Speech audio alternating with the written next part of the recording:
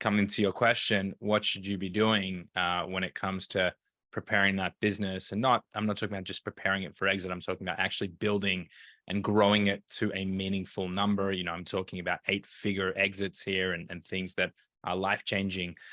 It's really about diversification. It's about building a real brand. So, like you really clearly pointed, Nick, it's not about just finding something on AliExpress and slapping a sticker on it and growing it to $1 million in revenue and selling it. It's about creating real differentiation in that brand and having something that you can stand behind. So also IP is going to be really important in these types of conversations.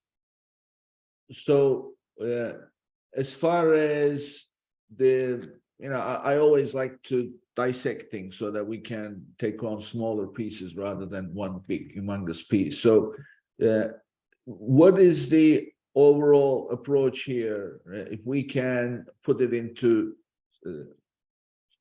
small buckets of, if you like, objectives? When we talk about scaling a business or preparing or getting it to a meaningful number and getting ready for exit, is that the question? Yeah. So, I think it breaks down into many different areas, right?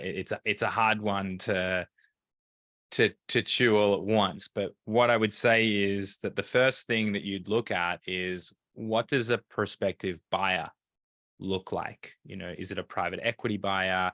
Is it a strategic? Is it one of the aggregators that are still buying? What are they looking for and what is important to them, and work backwards from there. So some of the things or some of the high level topics, and then Nick, maybe we can dive in and start talking about them.